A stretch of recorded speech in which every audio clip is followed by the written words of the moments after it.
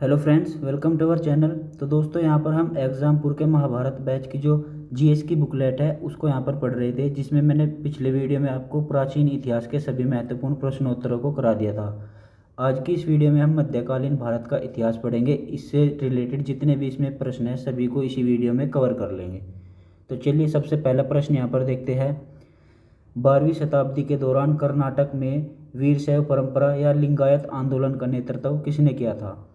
तो इस प्रश्न का सही जवाब है option number D, Basavanna. Basavanna एक ब्राह्मण था जो कि कर्नाटक में था। इसने यहाँ पर लिंगायत आंदोलन का नेतृत्व किया था। इस आंदोलन का मुख्य उद्देश्य था इनका शिवलिंग की पूजा करना। ठीक है, जो शिवलिंग की पूजा की जाती है ना, तो वो यहीं से शुरुआत की थी इन्होंने कर्नाटक में।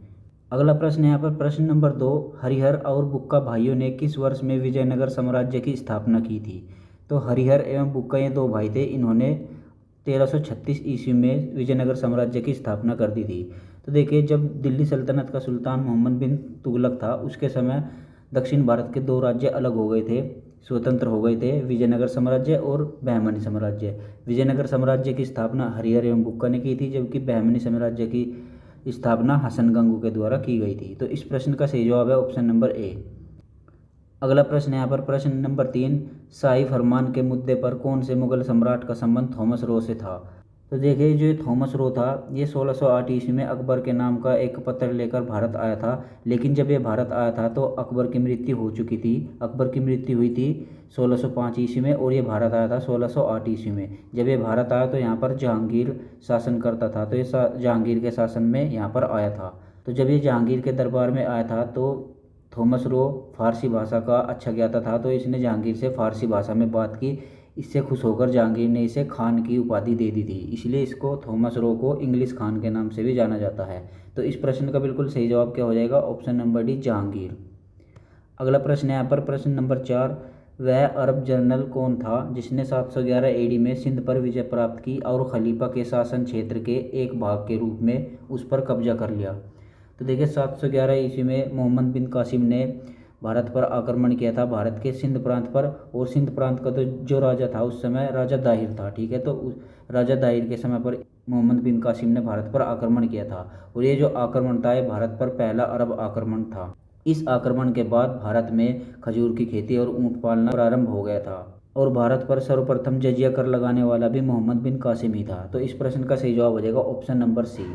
अगला प्रश्न है यहाँ पर प्रश्न नंबर 5, इस्लाम का पालन करने वाले लोगों द्वारा कितने आस्था के स्तंभ स्वीकार किए जाते हैं? तो देखिए, जो इस्लाम के लोग इस्लाम को मानते हैं उनके लिए 5 आस्था के स्तंभ होते हैं। वे कौन कौन से होते हैं? सबसे पहला होता है यहाँ पर कलमा, यानी हर एक मुसलमान को कलमा पढ़ना जरूरी होता है। कलमा क्या है इनका? ला इलाहा इल्लल्लाह मुहम्मदुर रसूलुल्लाह। इस कलमे के मायने है कि अल्लाह के सिवा कोई भी पूजने के लायक नहीं है और मोहम्मद सल्लल्लाहु अलैहि वसल्लम इनके पैगंबर है। तो पहला तो हो गया कलमा, दूसरा हो गया रोज़ा रखना, तीसरा हो गया ज़कात देना। ज़कात किसे कहते हैं? अपनी जो भी कमाई होती है उसका कुछ हिस्सा गरीबों में दान देना ही ज़कात कहलाता है। चौथा हो जाता है यहाँ नमाज और पांचवा हो जाता है हज। अगर आपके पास इतना पैसा है जिससे कि आप हज कर सके तो आपके ऊपर हज फ़र्ज हो जाता है ऐसे में। तो इस्लाम का पालन करने वाले लोगों के आस्था के कितने स्तंभ है? 5 स्तंभ। और ये प्रश्न बहुत ही महत्वपूर्ण है। यूपीएससी 2021 में जब एग्ज़ाम हुआ था तो ये मेरी शिफ्ट में आया था। ठीक है, तो इस प्रश्न का बिल्कुल सही जवाब है ऑप्शन नंबर ए। अगला प्रश्न है यहाँ पर प्रश्न नंबर 6, ईरान से दिल्ली तक कलाकारों मीर सैयद अली और अब्दुस समद के साथ कौन सा मुगल शासक आया था? तो देखिए, जो हुमायूं था इसका शेर शाह सूरी के साथ युद्ध हुआ था जिसमें यह हार गया था और ये हार कर कहाँ चला गया था? ईरान में। और जब ये ईरान में पहुँचा था तो वहाँ से फिर वापस आया था। जब ये वापस आया था दिल्ली तो वहाँ से कुछ कलाकार आ रहे थे, सैयद अली और अब्दुल समद। इनके बीच में छुपकर यहाँ पर दिल्ली आया था और फिर से इसने अपनी सत्ता को हथिया लिया था। तो इस प्रश्न का सही जवाब हो जाएगा option number C, Humayun Iran से दिल्ली कलाकारों के बीच आया था। ठीक है, अगला प्रश्न है यहाँ पर प्रश्न नंबर 7, निम्नलिखित में से किसने खालसा पंथ की नींव रखी और इसके 5 प्रतीकों को परिभाषित किया? तो खालसा पंथ की नींव रखने वाले थे यहाँ पर गुरु गोविंद सिंह जी। इस प्रश्न का सही जवाब है ऑप्शन नंबर ए। अगला प्रश्न है यहाँ पर प्रश्न नंबर 8, ननकाना साहिब जो गुरु नानक जी का जन्म स्थान है किस नदी के तट पर है? तो देखिए, ननकाना साहिब जो है वर्तमान में पाकिस्तान में है और ये रावी नदी के तट पर है। इस प्रश्न का सही जवाब हो जाएगा ऑप्शन नंबर ए। अगला प्रश्न यहाँ पर प्रश्न नंबर 9, निनोडी कुन्ना ने भारत में पुर्तगाली सरकार के मुख्यालय को कोचीन से कहाँ पर स्थानांतरित कर दिया था? तो निनोड़ी कुन्हा जो था ये पुर्तगाली वायसराय था। इसने यहाँ पर पुर्तगाल सरकार का जो कोचीन मुख्यालय था उसको कहाँ पर स्थानांतरित कर दिया था, गोवा में। तो प्रश्न का सही जवाब हो जाएगा ऑप्शन नंबर डी। अगला प्रश्न यहाँ पर प्रश्न नंबर 10, पुर्तगाली किस वर्ष में भारत आए थे। तो पुर्तगाली जो है 1498 ईस्वी में वास्को डी गामा भारत आया था। तो इस प्रश्न का सही जवाब हो जाएगा ऑप्शन नंबर ए। अगला प्रश्न यहाँ पर प्रश्न नंबर 11, किस वर्ष में बाबर तैमूर वंश में फरगना के अपने पैतृक सिंहासन पर बैठा था। 1494 ईस्वी में ये फरगना का बादशाह बन गया था। उसके बाद बाबर भारत में 1526 ईस्वी में आया और पानीपत की प्रथम लड़ाई लड़ी, जिसमें इसने इब्राहिम लोदी को हरा दिया। अगला प्रश्न यहाँ पर प्रश्न नंबर 12, किस पुर्तगाली गवर्नर ने ब्लू वाटर नीति अपनाई थी। ब्लू वाटर पॉलिसी को अपनाने वाला जो पुर्तगाली गवर्नर था वो था Francisco de Almeida. Option number D इस प्रश्न का बिल्कुल सही जवाब हो जाएगा। तो ये ब्लू वाटर पॉलिसी क्या थी, बेसिकली जो पुर्तगाली थे इनकी नौसेना बहुत ही तगड़ी थी, यानी कि हिंद महासागर में इन्होंने नौसेना के जरिए पूरे हिंद महासागर पर कब्जा कर रखा था और वहाँ पर ब्लू वाटर पॉलिसी लगाई।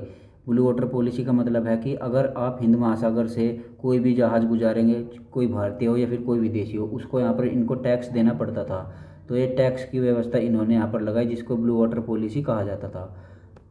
तो चलिए अगला प्रश्न यहाँ पर देखते हैं। 1857 के विद्रोह के दौरान भारत के गवर्नर जनरल कौन थे।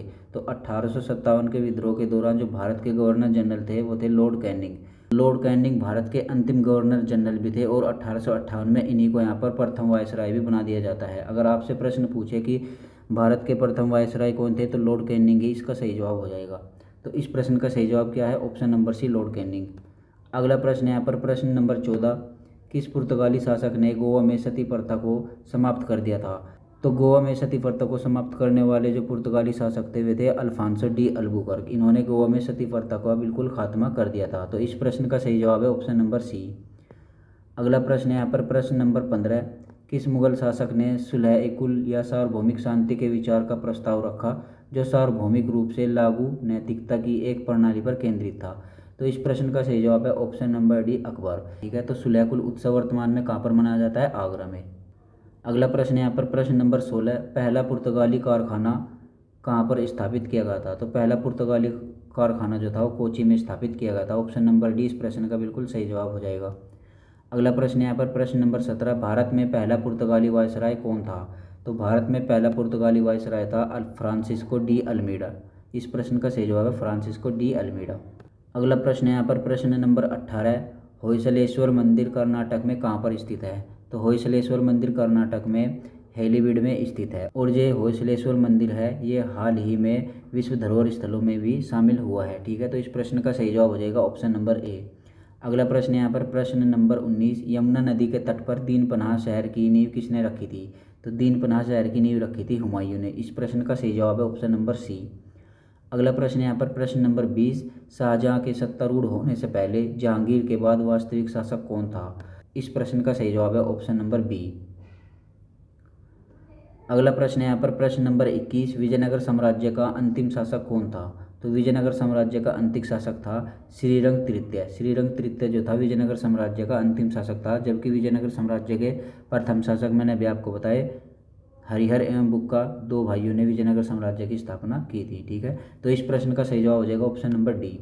अगला प्रश्न यहाँ पर प्रश्न नंबर 22, वह पहला मुगल शासक कौन था जिसने अपने सैन्य विजय अभियानों में तुलुगुमा रणनीति का प्रयोग किया था।